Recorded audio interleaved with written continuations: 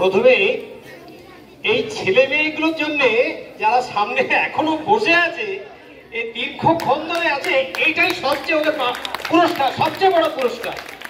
মায়েরা তো তাদের বয়স হচ্ছে বা তাদের ধৈর্য হচ্ছে।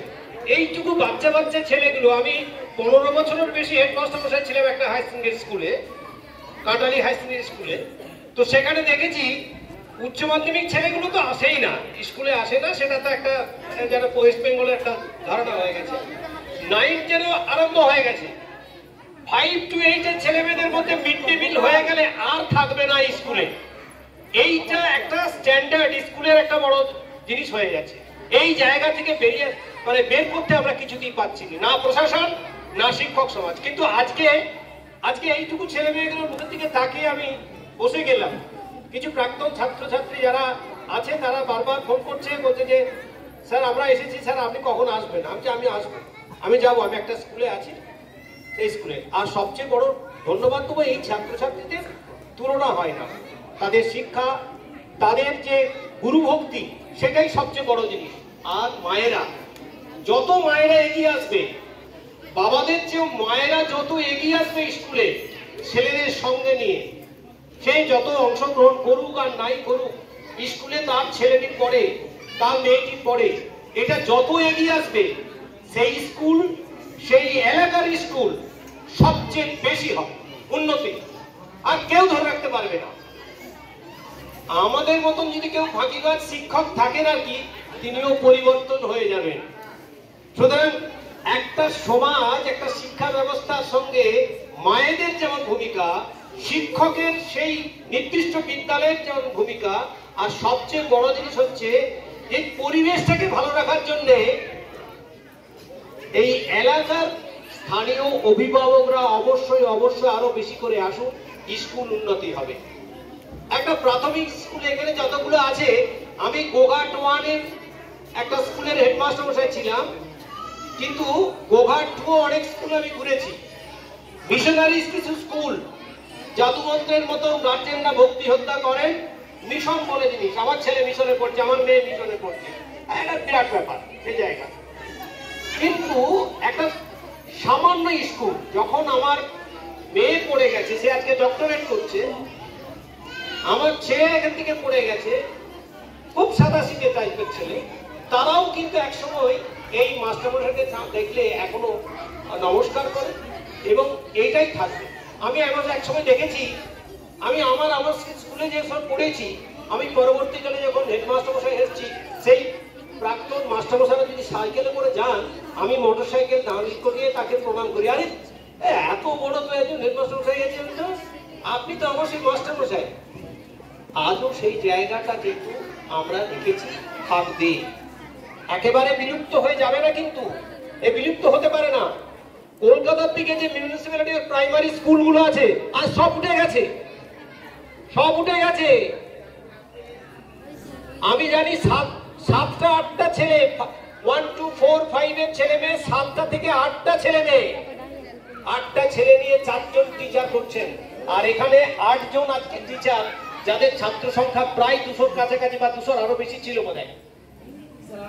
এই জায়গাটা কিন্তু ধরে রাখার ব্যাপার, এটা শিক্ষকদের প্রত্যেকেরই ভূমিকা, কোনো একজন শিক্ষক শিক্ষিকা নয়, প্রত্যেকটা শিক্ষক শিক্ষিকা সমানভাবে সেই গুরুত্ব দিতে বাধ্য থাকছে, এত সোজা নয়। তাহলে আজকে এই জায়গাটা আমাকে দেখতে হতো না, কারণ মিড ডে মিল খেয়েছে অনেকদিন আগেই পালিয়ে যেত, অনেকে যেত, তা নয়, তারা কিন্তু রয়েছে, সংখ্যাটা আরো বাড়বে, আস্তে আস্তে নিশ্চয়ই বাড়বে। স্কুলকে ভালোবাসতে হবে। প্রথমে একটা ছাত্রছাত্রীকে মনে রাখতে হবে যে আমরা আমাদের শিক্ষককে, আমি সেদিন একটা টিভিতে দেখছিলাম, একটা প্রাইমারি স্কুলের এসআই সাহেব তাকে চেঞ্জ করে দিয়েছে, অন্য স্কুলে চলে গেছে। কান্না, সেই সব শিশুরা 1 to 4 এর ছেলে মেয়েগুলো সেই পা ধরে কাঁদছে, স্যার আপনি যাবেন না, কিন্তু নিয়মের বেড়া জালে তাকে তো এসআই স্কুল তাকে চেঞ্জ করে দিয়েছে, তার সার্ভিস অন্য স্কুলে হয়ে গেছে। এইটা কি তিনি নাটক করে পেয়েছেন নাকি? অনেক ঘাম ঝরিয়ে ভালোবেসে সেই জায়গাটা অর্জন করেছেন। এই জায়গাটা থেকে সব শিক্ষক কিন্তু মানসিকতা দেখাতে পারলে আজকে স্কুলগুলো উঠে যেতে পারে। অনেক আছে, আগামী দিন অনেক স্কুল আরো উঠে যাবে, প্রাইমারি স্কুলগুলো উঠে যাচ্ছে। তাহলে সেই জায়গাগুলো কেন উঠে যাচ্ছে? ছাত্রছাত্রী আজকে চলে যাচ্ছে বেসরকারি স্কুলের দিকে, শহর কেন্দ্রিকে সবচেয়ে বেশি আরম্ভ হয়েছে। আমি বাইরে এক মহারাজ আমার সঙ্গে দেখা হতেন, এই বিকেল বেলা যেতেন, আমরা বসে থাকতাম যখন, তখন বলছেন যে আরে তুমি মিশনে যাও না কেন? আমি হ্যাঁ আমি যাই, তো প্রণাম করে চলে আসি। তখন বললে যে আমি বিবেক বিধি খুলেছি। তা আমি বললাম খুব ভালো জিনিস। তা আমাকে একদিন যেতে বললেন, আমি গেলাম, উনি আমাকে প্রসাদ খাওয়ালেন, চা খাওয়ালেন, খাইয়ে বলছেন স্কুলটা বিবেক বিধি খুলেছি অনেক কষ্ট করে, সিবিএসসি আইসিএসসি বোর্ডের সব অনেক কিছু নিয়ে। তো আমি তার আগেই জানতাম ক্লাস 1-এর 19 খানা বই।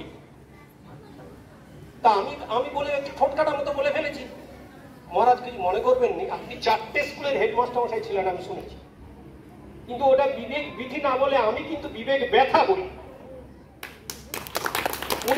উনি তার সঙ্গে আমার সঙ্গে 3 থেকে 4 মাস কথা বলেননি বিশ্বনাথ নন্দজি মহারাজ, তিনি চলে গেছেন অন্য একটা জায়গায়। ওটা বিবেক ব্যথা।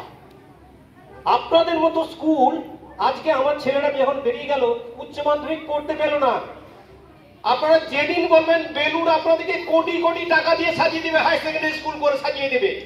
আর আমরা যারা একটা স্কুল করেছি, সেই হাই সেকেন্ডারি স্কুল করার জন্য যে সায়েন্স ল্যাব, সেই ল্যাবের টাকা নেই, ধার করে আমরা টাকা এনেছি। বসার জায়গা নেই। জুনিয়র হাই স্কুল 176টা ছেলে মেয়ে, যখন বেরিয়ে আসছি 576 জন ছেলে মেয়ে করে বেরিয়ে এসেছি। দৌড়ে দৌড়ে ঘুরেছি, 2টো চেয়ার, প্রাক্তন কিছু শিক্ষকের কাছে গেছি, 4টে চেয়ার দেন না বসতে। মাস্টারমশাইরা চেয়ারে বসতে পারতেন, প্লাস্টিকের চেয়ারে বসতে। ভেঙে গেছেন, কোন একটা মোটা লোক ভেঙে গেছে, তাদেরকে বলেছি এই পরিকাঠামোর অভাব প্রচুর হয়েছে। অর্থের অভাবটা বিরাট একটা জিনিস, কিন্তু মাস্টারমশাইদের যদি সত্যিকারের চাহিদা থাকে তাহলে প্রত্যেকেরই কিন্তু তাদের যান, খালি হাতে কেউ ফেলবে। স্কুলকে ভালোবাসতে হবে, সেই ভালোবাসা আমি দেখেছি এই স্কুলের প্রত্যেকটি শিক্ষক শিক্ষিকার মধ্যে আছে। আমি কিছু আমার এখানকার স্থানীয় কিছু মাস্টারমশাই আছেন, খুব হাইলি এডুকেটেড সব ফ্যামিলির সব, তাদেরকে নিয়ে বললাম চলো তো মোটরসাইকেল করে চলো ভাবাদিঘি, উদয়পুর, এই সমস্ত এলাকার যে ছেলে মেয়েগুলো তারা 6-7-এ পড়তে পড়তে চলে যাচ্ছে, ছেড়ে চলে যাচ্ছে, স্কুল ছুট। তাই এই ছেলে মেয়েগুলোকে আনবো, কি করে আনবো বলতো? বিভিন্ন বলছে চলো তো। কয়েকজন শিক্ষককে মোটরসাইকেল নিয়ে উদয়পুর, ভাবাদিঘি সব ঘুরছি।